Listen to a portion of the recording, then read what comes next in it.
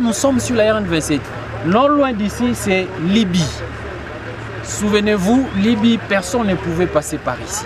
Mais aujourd'hui, sous l'état de siège, grâce aux efforts consentis par l'administration militaire, sous le commandement du lieutenant-général Luboyanka Chamadjouni, Djougou retrouve sa paix et retrouve aussi son identité comme grenier de la province de l'Ituri.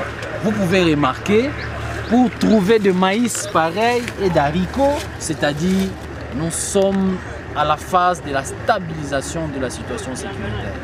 Et voire même dans certaines entités, nous sommes dans la phase de la normalisation des activités socio-économiques de la province. Le mérite revient au commandant suprême des forces armées, Félix Tshisekedi Tshilombo, d'avoir décrété l'état de siège en Ituri.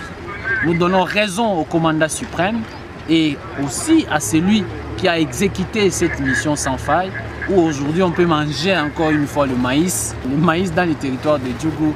Ça, c'est un miracle. Gentil FARDC et UPDF en cours en République démocratique du Congo contre les groupes armés locaux et étrangers au Nord Kivu et en Ituri. La volonté suprême de leurs excellences Félix Tshisekedi et son homologue Yoweri Museveni, respectivement président de la RDC et de l'Ouganda, a rappelé avec insistance le général-major Bruno Mandefou, commandant secteur opérationnel Ituri, lors d'une réunion des coordinations tenue à Mahagi, chef-lieu du territoire portant les mêmes noms. Sur place, l'aérodrome des Allées n'est pas occupé ni administré par les UPDF, comme ça a été faussement répandu dans les réseaux sociaux.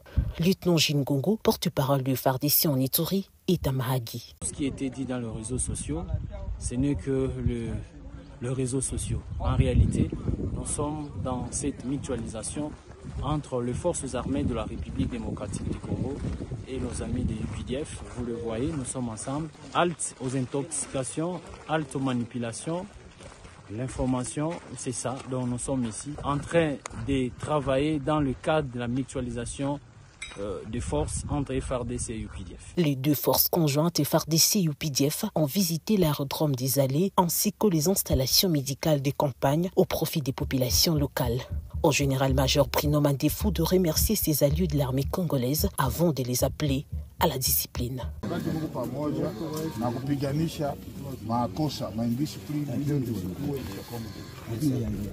Courage, que Dieu soit avec toi. Big up to you and God bless you.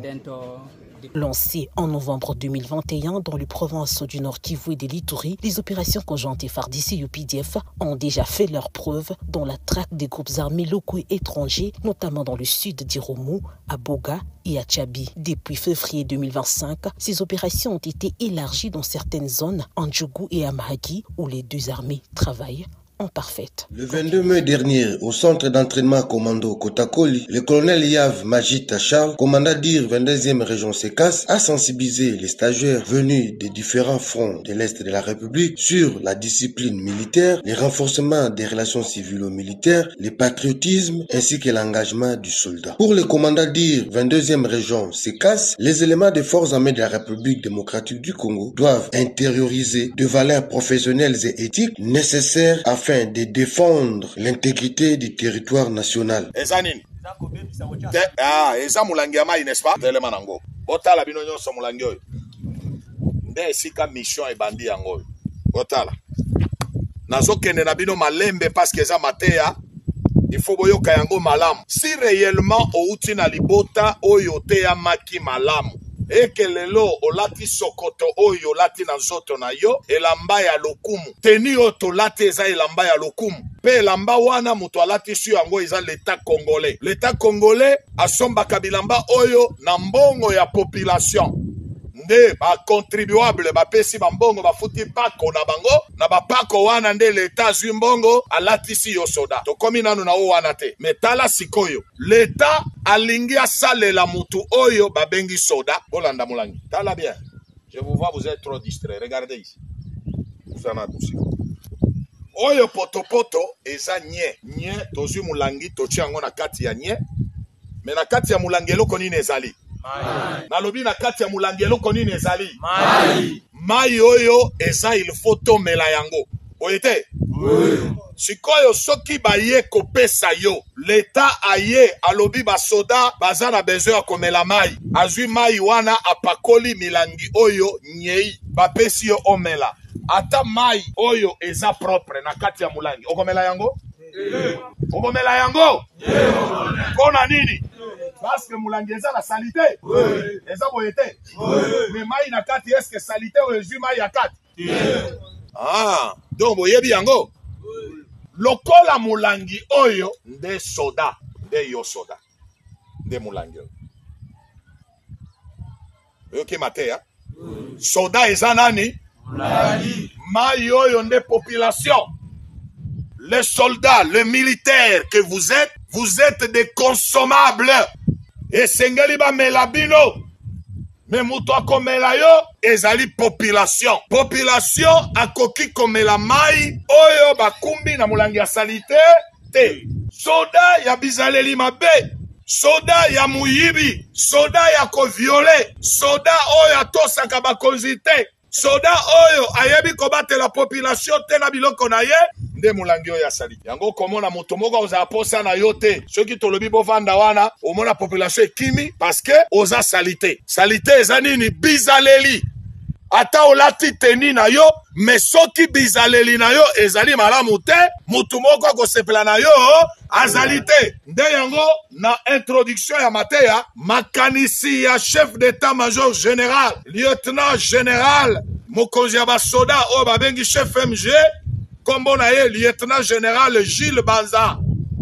Alobi boye, esengeli na soda azala citoyen soldat. Avant okoma nanu soda, il faut nanu citoyen. Mutu oyo azana bongo, mutu oyo aye aza itile. Mutu ya liboma te. Parce que soko ozwi mutu ya liboma, ozwi muyibi, okomisi ye soda, eza lokola obakiseli ye nguya po continuer koyiba. Yango nde soko oza mulangi ya salite, l'État congolais akoza na posa na yo te. Poto sokola mulangi oyo, tolongola salite, po ete batu baza na posa, ya komela mai eza na kati. Est-ce que toyokani? Est-ce que eloko oyo, oyoki yango malamu? Loba ngai soda ya République. Ngai soda ya République. Nazali consommable. Nazali consommable. Par la population congolaise. Par la population congolaise. Kasi soki bizaleli nange eza mabe. Kasi soki bizaleli nange eza mabe. Population ko consommer ngai te. Population ko consommer ngai te. Parce que nazali bololo. Parce que nazali bololo. Yangoka ezali ko se définir par le sang. C'est un engagement. Bakosa yote biso tokota musala soda pona kokufa. Tokota ki pona kokufa. C'est-à-dire quoi? Ezali monguna azali wana. Yepe azo ye la yo molimo ya liwa. Yope ozana molimo ya nini? Ya liwa. Siko ezo dépendre na oya ko beta ya liboso. Komi constate que oh te bakei batindi biso toke do kufa. Mais oui, batindi opo kufa te. Batindi opo boma monguna na boma yote. Yango ndeli fo kotosa biloko mususu. Oyebi muyibi ya koyiba biloko batu, kolala basi ya batu, koyiba babanini tout ça, bakoko lokayo, okeibo ina musala, baninga babiki, baninga babimi mobimba, mais yo okufi pona nini, muyibi na yo, nde bomi yo. Déterminés et mobilisés, tous les stagiaires commandos ont réaffirmé leur engagement à défendre la patrie jusqu'au sacrifice. 10 jours après sa prise de fonction, les commandants secteur opérationnel Ituri, le général-major Bruno Mandifou a entamé ce lundi 9 juin, sur instruction des commandants opérations militaires, le lieutenant-général Luboya Kashamadjouni, une mission d'évaluation de la situation sécuritaire qui l'a conduit à Mahagi, à environ 180 km de Bunia. Chemin faisant, le général-major Bruno Mandifou et sa suite ont palpé du doigt la fluidité du trafic sur la RN27, mais aussi la reprise des activités socio-économiques dans les différentes localités de Djougou se trouvant le long de cette route d'intérêt économique capital, ceci suite à la calmie qui règne. Nous sommes sur la RN27. Non loin d'ici, c'est Libye. Souvenez-vous, Libye, personne ne pouvait passer par ici. Mais aujourd'hui, sous l'état de siège, grâce aux efforts consentis par l'administration militaire, sous le commandement du lieutenant-général Luboya Kashamadjouni, Djougou retrouve sa paix et retrouve aussi son identité comme grenier de la province de l'Ituri. Vous pouvez remarquer, pour trouver de maïs pareil et d'haricots, c'est-à-dire nous sommes à la phase de la stabilisation de la situation sécuritaire. Et voire même dans certaines entités, nous sommes dans la phase de la normalisation des activités socio-économiques de la province. Le mérite revient au commandant suprême des forces armées, Félix Tshisekedi Tshilombo, d'avoir décrété l'état de siège en Ituri. Nous donnons raison au commandant suprême et aussi à celui qui a exécuté cette mission sans faille, où aujourd'hui on peut manger encore une fois le maïs dans les territoires de Djougou. Ça, c'est un miracle. À travers cette mission du commandant secteur opérationnel Ituri, les forces armées sous les commandements du lieutenant-général Luboya Kashama Johnny réaffirment leur ferme détermination à anéantir tous les mouvements subversifs en Ituri et à consolider la paix imposée dans une grande partie de la province depuis l'instauration de l'état de siège, conformément à la volonté du commandant suprême de l'armée et de la police, le chef de l'État, Félix Antoine Tshisekedi. Devise.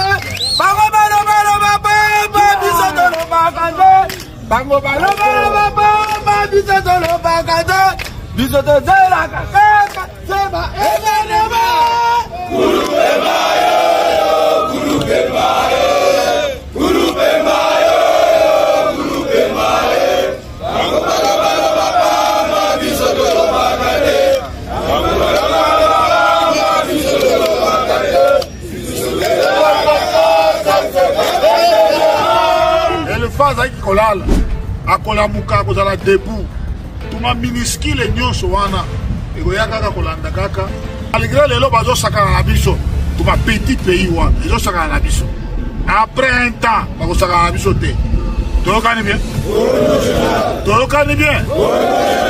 tuma petit pays wana ezosakana na biso lelo mais après lobi bakosakana na biso ya matoya sani on bien.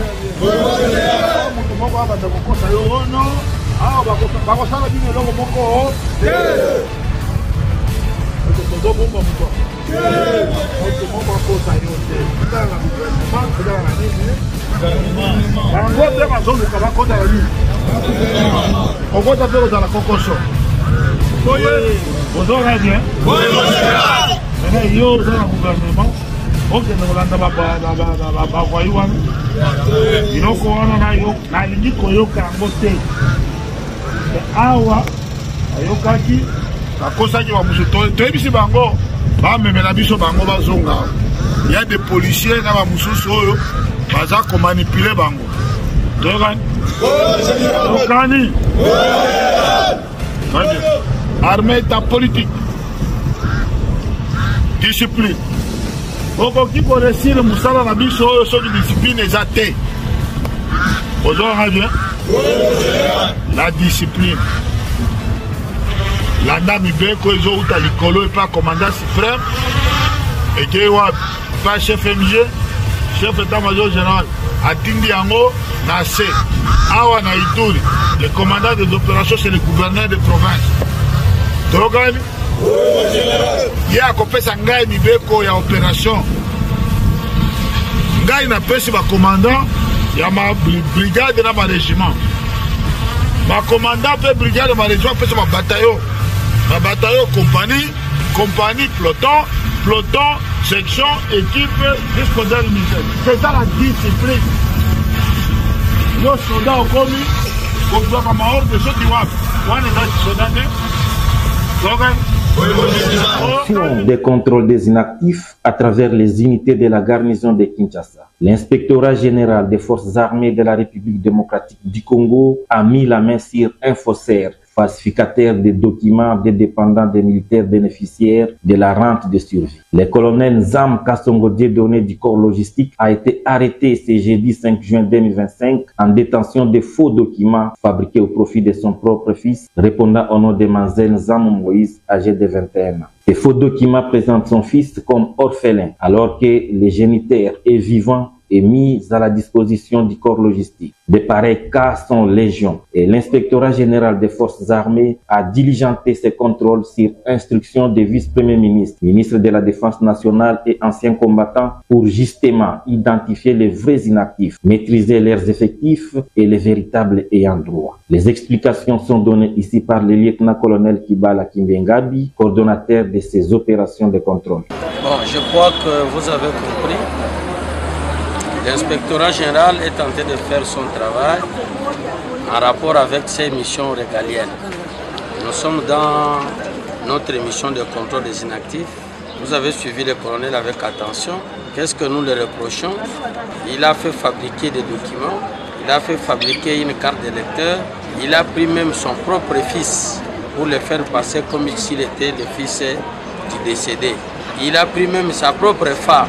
Il a fait passer comme si elle était veuve, or ce n'est pas le cas. Les cas sont légion, mais c'est parmi les cas que nous avons. Au fur et à mesure où nous évoluons, nous allons vous montrer la situation telle qu'elle se présente, afin que l'autorité compétente prenne des décisions idoines.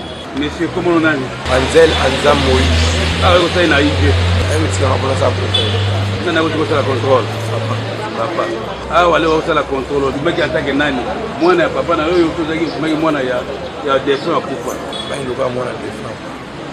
Nana ebisaki yo obima lokola mwana ya Mowei alors que papa na yo muka za se place awa yepa ko tika ko la contrôle ya Mowei wale yo mwana na ye. Nana itoko sa bongo. Papa. Nana salaki carte oza na ngoyo ya kombo ya boutique komba papa na yo bakobi komba papa na yo te bakobi komba Mowei comme papa na yo. Na tila comme maman na yo. Nana salaki carte wa. Papa na salaki ba identifié wana ko correspond na yo ici. Iko na ngonga oyo. Oyebi ko kutana orphelin te papa na za envie c'est place colonel. Est-ce que oyebi ke o sali wana boye ezali okosa bakosi. Ezali ko kotala ba bengaka faux état de faux mikanda lokota na ba dossier kanta lokota. Africa Cool, la chaîne authentique. En séjour à Kolwezi, chef-lieu de la province du Lualaba, dans le cadre de sa visite de travail et d'itinérance, le président Félix-Antoine Tshisekedi Tshilombo a présidé ce mardi 10 juin 2025 la cérémonie d'ouverture de la 12e session de la conférence des gouverneurs des provinces. Organisée régulièrement dans les différentes provinces du pays, cette conférence est appelée à faire le point sur la mise en œuvre de la décentralisation des finances publiques locales, sur l'administration du territoire, ainsi que sur des projets de développement à impact visible dans les entités. Le chef de l'État a, dans son discours d'ouverture des travaux, exprimé sa profonde gratitude à la population du Lualaba qui lui a réservé un accueil particulièrement chaleureux. Le président de la République a ensuite relevé l'importance capitale que revêt le thème de la 12e session intitulée « La santé, facteur de cohésion sociale et du développement durable des provinces ». Pour le chef de l'État, la santé n'est pas seulement un droit fondamental. Elle est le socle de la cohésion nationale, du progrès économique et du développement durable. Elle symbolise notre aspiration collective à la justice sociale, à la dignité humaine et à la paix, a ainsi dit le président de la République. En début de soirée, les gouverneurs de province ont été présentés au chef de l'État. La conférence des gouverneurs de province va normalement se clôturer le vendredi 13 juin 2025. Toujours ce mardi 10 juin, le président de la République a inauguré le bâtiment du nouveau siège provincial de la Commission électorale nationale indépendante, CENI en sigle. Il s'agit d'un bâtiment moderne de 900 mètres carrés, construit sur fonds propres du gouvernement provincial du Lualaba. Cette nouvelle acquisition met un terme au statut de locataire de la commission. Et enfin, la journée s'est clôturée par la présentation des rapports des provinces devant le chef de l'État à huis clos à la 12e session de la conférence des gouverneurs. Comme précisé en début de débriefing, cette 12e session de la conférence des gouverneurs de province porte sur le thème de la santé, facteur de cohésion sociale et du développement durable des provinces. C'est dans cet esprit que nous recevons ce soir le docteur Polydore Bongani Kabila, coordonnateur du Conseil national de la couverture santé universelle, CNCSU en sigle. Écoutons-le. Monsieur Polydore Bongani, bonsoir. Bonsoir, monsieur Kibambe. Vous êtes le coordonnateur du Conseil national pour la couverture santé universelle, n'est-ce pas? Oui, en effet. Alors, voulez-vous d'entrée de jeu nous parler de vos réalisations dans ce cadre justement de la couverture santé universelle, de la gratuité de la maternité, qui est une réforme chère au président de la République, Félix-Antoine Tshisekedi Tshilombo? Oui, merci pour la question. Déjà, d'entrée de jeu, je dois dire que la couverture santé universelle, c'est une réforme qui a débuté depuis que son Excellence Félix-Antoine Tshisekedi Tshilombo, président de la République, a accédé au pouvoir. Donc, le début de l'année 2019, il y a eu plusieurs événements qui ont fait que, finalement, en décembre 2021, il a été créé le Conseil national de la couverture santé universelle, qui avait comme objectif, bien sûr, de mener cette réforme de la couverture santé universelle. Et dans le processus qui a suivi, il y a eu plusieurs étapes qui ont intervenu, y compris le passage d'une loi, qui est vraiment un moment pivotal, dans ce sens que cette loi a modifié l'ancienne loi de santé publique, comment dirais-je, décrivait ce que le gouvernement et l'État voulaient mettre comme mesure pour que la population puisse accéder à la santé.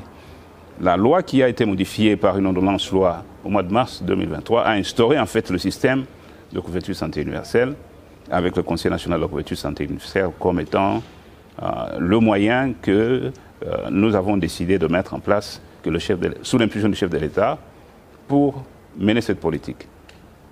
Alors, en termes de réalisation, bien sûr, il y a eu, au mois de septembre 2023, le lancement de la gratuité de l'accouchement, qui est, comme vous l'avez si bien dit, un programme cher au chef de l'État. Et le lancement de ce premier, nous l'appelons premier paquet de soins de la couverture santé universelle, a débuté à Kinshasa au mois de septembre. Déjà au mois de décembre de la même année, nous nous sommes étendus au Congo central et l'année qui a suivi, nous nous sommes étendus jusqu'à atteindre 14 provinces. Mais bien sûr, 3 provinces sont sous financement propre de l'État, mais avec les 11 provinces, c'est à cause d'une restructuration d'un programme qu'on appelle PMNS que nous sommes parvenus à faire la couverture pour 11 autres provinces. Comme le chef de l'État l'a dit dans son discours au gouverneur, ce programme a permis à 2 millions de femmes d'accoucher gratuitement. Ça veut dire que, et quand je parle d'accouchement, bien sûr, on ne parle que des accouchements, mais ces femmes ont eu à suivre des consultations prénatales. Et quand elles sont tombées malades pendant leur grossesse, cela a été aussi pris en charge. Et quand ils ont accouché, bien sûr, les bébés sont pris en charge, mais au-delà de ça, il y a des bébés qui tombent malades dès qu'ils sont nés, ou des bébés qui naissent prématurés.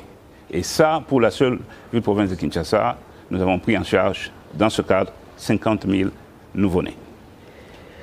Au-delà de cela, il y a plusieurs établissements de soins en fait, qui sont impliqués dans la mise en œuvre de cette politique de santé publique. Notamment, si nous comptons toutes les provinces qui sont impliquées, nous sommes à peu près 4 600 établissements de soins qui sont impliqués dans le programme, mais dont beaucoup ont été réhabilités.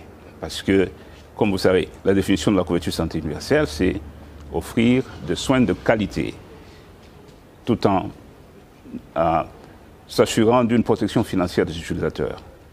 Et c'est donc dans ce sens qu'il y a des établissements qui ont été réhabilités, équipés, et dans le processus, nous approvisionnons aussi les établissements un médicament. Voilà. Vous êtes quand même confronté à des difficultés, absolument, oui. À des défis. On parle, par exemple, de vos partenaires, de certains de vos partenaires qui menacent de s'engager par rapport à la gratuité de la maternité. Qu'est-ce que vous en dites? Oui, tout à fait. Je ne pense pas qu'il y ait une réforme qui peut se faire sans qu'il y ait des défis ou des obstacles. On n'a jamais eu la couverture santé universelle en RDC, donc c'est une première expérience, et c'est un processus apprenant. Et donc, les difficultés pour nous, les défis ne sont jamais pour nous des obstacles à continuer, en fait. C'est plutôt, ça nous stimule à faire mieux. Et donc, en termes de défis, moi, je dirais que nous en avons rencontré. Il y a eu des défis du financement, bien sûr, de la couverture santé universelle dans ce premier paquet de soins, parce que, rappelez-vous, on parle de la gratuité, mais ce n'est pas gratuit, en fait. C'est une subvention de l'État. L'État donne des fonds. Déjà, pour démarrer, l'État avait dû donner 42 millions de dollars pour démarrer le programme. Et donc, ce n'est pas gratuit. Et pour ça, il faut pérenniser ce financement d'une certaine manière. Les défis ne manquent pas. Et en fait, en termes de financement, comme vous savez, le gouvernement, quand nous avons démarré le programme de la gratuité des accouchements et de la prise en charge des nouveau-nés, avait mis à la disposition du programme 42 millions de dollars. Mais par la suite, nous nous sommes confrontés à certaines difficultés sur le plan du financement. Nul n'ignore que nous sommes confrontés à une agression, l'agression du Rwanda, qui est complètement injustifiée et qui a fait que nous n'avons pu... il fallait bien sûr prioriser les dépenses de sécurité avant toute chose. Et donc ça a affecté la capacité du gouvernement à mobiliser suffisamment de ressources pour ce programme à temps. Mais cela ne les a pas empêchés de continuer à chercher des moyens. Et je peux vous dire déjà que nous sommes en train de repayer les arriérés. Concrètement, qu'est-ce que cela signifie? Il y avait des arriérés qui remontaient jusque, je dirais, au mois d'août, pas en totalité, au mois d'août 2024. Mais nous avons payé, avec les financements qui nous ont été octroyés au cours de cette année, tous les arriérés du mois d'août, du mois de septembre et du mois d'octobre. Et nous avons payé 50% des arriérés du mois de novembre et du mois de décembre. Et maintenant, nous venons encore de recevoir un autre financement de l'État qui va nous permettre d'apurer toute la dette de 2024 et de commencer à apurer une partie de la dette de 2025. Alors, il y a un établissement, parce que ça fait toller, c'est partout, c'est l'établissement Moncole, qui prétend n'avoir pas reçu de financement dans le cadre de la gratuité depuis octobre 2024. Des informations à ma possession et qui me viennent du Fonds de solidarité de santé, qui est l'établissement public qui paie les prestations, démontrent qu'ils ont en fait reçu depuis le début de cette année un montant au-delà de 150 000 $. Donc moi je ne comprends pas d'où vient cette information et elle est fausse. Donc, et là nous sommes engagés dans une discussion avec eux parce que nous sommes des partenaires. Et en tant que partenaires, on peut se retrouver qu'on est dans une difficulté. Mais cela, c'est traité entre partenaires. Voilà ce que nous disons à ce propos. Il y a eu aussi BDOM. Je peux vous garantir que le problème de BDOM, il faut oublier parce que nous avons eu des entretiens. Moi-même, personnellement, j'ai eu des entretiens avec BDOM le 2 juin et nous avons réglé la question. Et aujourd'hui, ils ont encore discuté avec le Fonds de solidarité de santé et nous nous sommes mis d'accord pour continuer notre collaboration sans interruption. Voilà. Alors, quelles sont les perspectives d'avenir? Il a été prévu que la couverture santé universelle s'étende en province, la gratuité de la maternité s'étende en province. Où en est-on? Alors, vous avez suivi le discours du chef de l'État, n'est-ce pas? Il a parlé de nouvelles étapes dans cette marche vers la couverture santé universelle. Je pourrais commencer par dire que la gratuité des accouchements, c'est le premier paquet de soins de la couverture santé universelle. Ce n'est pas ça la couverture santé universelle. Parce qu'au-delà, bien sûr, de la santé de la mère et du nouveau-né, il y a tous les autres problèmes de santé publique. Ce que nous appelons les problèmes de base. Donc, la majorité d'entre nous, nous ne tombons pas enceintes, en fait. Donc, il y a d'autres problèmes de santé qui nous amènent à aller voir et à consulter les médecins. Et donc, la prochaine étape, c'était de mettre en place le paquet de base de la couverture santé universelle et qui comprend plusieurs prestations telles que les consultations, l'hospitalisation, les chirurgies tant orthopédiques qu'autres, ainsi que les soins palliatifs et d'autres, mais qui exclut bien sûr certaines interventions telles que les accidents de travail, parce que ça c'est couvert dans le cadre de la CNSS et de la CNSAP. Donc ça c'est pas du domaine de ce qui peut être couvert par la couverture santé universelle, même si par la suite nous pouvons avoir des arrangements avec eux pour aussi couvrir ces problèmes. Et donc, comment on va couvrir ce paquet? Ce n'est pas la gratuité. Ça ne sera pas par un programme de gratuité. C'est ce que le chef de l'État a annoncé en disant que nous allons opérationnaliser l'assurance maladie obligatoire. Et cela s'est fait comment? Cela s'est fait par le fait qu'il y a eu un dialogue social au cours du dernier CNT, le Conseil national du travail, pendant lequel le banc gouvernement, le représentant du patronat et le représentant des travailleurs se sont mis d'accord pour qu'il y ait des retenues du salaire à l'ordre de 2,5%, mais 2% seront payés par l'employeur et 0,5% par le travailleur, afin de contribuer à notre assurance maladie obligatoire qui est gérée par le Fonds de solidarité de santé. Et ça va nous permettre donc d'offrir les paquets de soins que j'ai décrits un peu plus tôt. Mais on ne va pas s'arrêter à cela. Et avant que je ne passe à l'autre paquet, je veux signifier quelque chose ici. C'est que le chef de l'État l'a annoncé, c'est que l'une des incitations qui fait que nous puissions avancer rapidement avec cette assurance maladie obligatoire, c'est le fait que nous voulons couvrir les plus vulnérables. Et il a spécifiquement mentionné les forces armées de la République démocratique du Congo, la police nationale congolaise, les agents publics de l'État et les indigents. Et donc avec ce paquet, cela va nous permettre de couvrir. Mais bien sûr, il y a des maladies pour lesquelles les coûts sont assez élevés et pour lesquelles il faut ce qu'on appelle une assurance complémentaire. Et ça aussi, c'est quelque chose que nous pouvons offrir selon certaines conditions. Et ça, c'est aussi une des étapes que nous voulons atteindre. Mais dans le cadre de la gratuité, bien sûr, nous n'allons pas nous arrêter aux 14 provinces.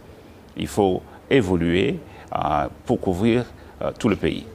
Avec le gouvernement, ce que nous nous sommes mis d'accord, c'est qu'il faut qu'on aille jusqu'à couvrir toutes les provinces d'ici la fin de l'année 2025. Ça, c'est en termes de paquet. Mais comme vous savez, la couverture santé universelle est multisectorielle. Ce que nous travaillons aussi sur d'autres interventions avec d'autres ministères. Je vous donnerai l'exemple du ministère des Affaires sociales. Par exemple, avec lequel nous travaillons pour arriver à identifier les indigents à travers un registre unique des indigents, ce qui nous permettra en ce moment-là de dire au gouvernement voilà le nombre d'indigents qu'il y a en RDC et qui ont besoin de couverture par un subventionnement de l'État autant qu'on le fait avec la gratuité. Il y a aussi d'autres interventions. Par exemple, nous venons de finaliser une étude de faisabilité qui a été faite conjointement avec plusieurs ministères à la fois. Donc il y a eu le ministère de la Santé, bien sûr, le ministère du Plan et le ministère de l'Industrie. Et cette étude vise à la production locale des moustiquaires imprégnés comme une des mesures de lutte contre le paludisme. Donc il y a cette intervention multisectorielle à travers les commissions de la coordination du Conseil national de la couverture santé universelle que nous sommes aussi en train de mettre en place et d'activer de manière à ce que le côté multisectoriel soit implémenté dans le cadre de la couverture santé universelle. Par exemple, le contrôle de l'environnement. Dans ce projet particulier de moustiquaires, une des approches qui a été recommandée, c'est le recyclage du plastique. Vous savez que ça, c'est un problème environnemental, mais c'est un problème qui cause des inondations à Kinshasa, par exemple. Et donc, si nous parvenons à commencer à utiliser le plastique et pour la fabrication des moustiquaires, c'est un problème qui peut être résolu, mais résoudre aussi un autre problème de santé publique. Voilà un peu dans quel sens nous sommes en train d'aller en travaillant sur la multisectorialité. Voilà qui est dit. Un dernier mot, un message alors pour clôturer cet entretien. Et vous êtes face à la caméra.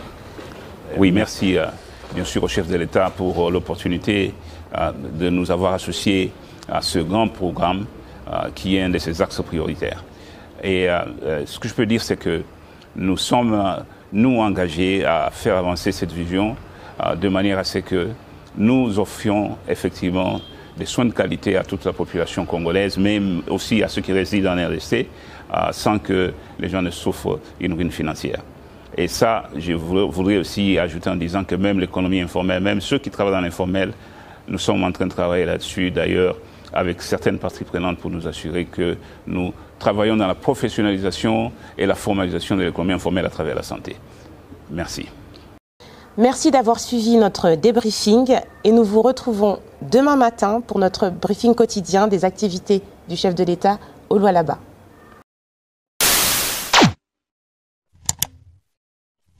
Africa cool, et abena cool, Africa cool, abena cool, le quoi cool matopi. Après toujours, après toujours, c'est bon. Et ça chaîne est bien, et puis vous êtes très rapide. Et ça très rapide, et ça chaîne mon co, bah quoi ça a bien confiance. En tout cas, nous avons na bato oyo nanu ba souscrire te bazwa. Donc, eza vraiment neti oyo balobakaki buka lelo, lamba lelo, lia lelo. Vous voulez le Congo? Pour que le Congo devienne cool, pour suivre les cool analyses, alors revenez et abonnez-vous massivement. Massivement. Alors, beaucoup de gens ils pensent que l'Afrique cool donne l'information en temps réel. Mais je ne crois pas cela. C'est-à-dire l'Afrique cool donne l'information en temps réel et en temps chirurgical. Si tu ne suis pas, tu as la crise cardiaque. Qu'est-ce que tu penses de l'Afrique cool? C'est PPL. Africa Cool, c'est la destination de prédilection pour une communication optimale. Longo Dianabino Mama. Africa Cool Télévision est une chaîne qui est en train de réunir toutes les tendances. Donc les chrétiens s'y retrouvent, les païens s'y retrouvent, les politiciens s'y retrouvent, les femmes ménagères s'y retrouvent. Donc Eza Eloro Nabiso, to sepe la ranango, yango chaque fois son aïe na Kinshasa, il faut namona Africa Cool. Et au monde de la chaîne Oza impartial. Et le rôle de Babino, vous méritez le soutien de la population ainsi que des institutions complètes. Bisognoso, tous s'abonner à Afrique Cool. Afrique Cool, oyo. Zengo, Afrique Cool, merci beaucoup, leader. Non, je remercie en tout cas Africa Cool, leur support et on leur souhaite bonne chance pour la suite. On leur souhaite le plein succès. I'm coming from Johannesburg. I'm one of the subscribers of Africa Cool. This is a great channel. You watch news that are very fast. I would like to ask everybody to subscribe and then stay tuned. Thank you very much. Placer un petit mot par rapport à la récompense Oyo. Je félicite très sincèrement Africa Cool. Voilà. Je n'avais pas opéré le mauvais choix. Voilà. J'avais recommandé, je me rappelle que je disais que c'était une destination de prédilection pour une communication optimale d'excellence. Nazanga Mogotala, YouTube Yemoko a reconnaître que Naponaki Mabete. Au moins, il y a choix to salaka, ba réflexion to salaka. Tu as abonné à Africa Cool. Comme ça, tu partages. Bravo Africa Cool. Merci beaucoup. Bravo Bino. Tu dois s'abonner parce que trophée Ezali à Bino, Ezali partagé. Moi, je me sens aussi copropriétaire. Il y a prix Oyo. Bravo Africa Cool. Merci beaucoup.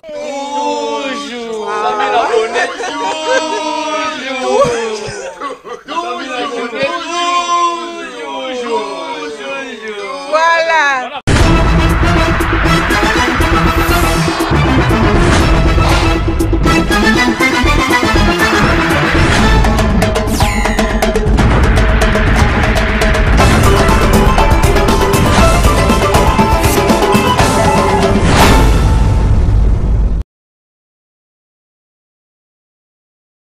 Africa Cool, la chaîne authentique. Africa cool, et abena cool, Africa cool, abena cool, le quoi cool matopi. Après toujours, après toujours, c'est bon. Et ça chaîne est bien, et puis vous êtes très rapide. Et ça très rapide, et ça chaîne mon co, bah quoi ça a bien confiance. En tout cas, nous avons na bato oyo nanu ba souscrire te bazwa. Donc, eza vraiment neti oyo balobakaki buka lelo, lamba lelo, lia lelo. Africa cool, et abena cool, Africa cool, abena cool, le quoi cool matopi. Après toujours,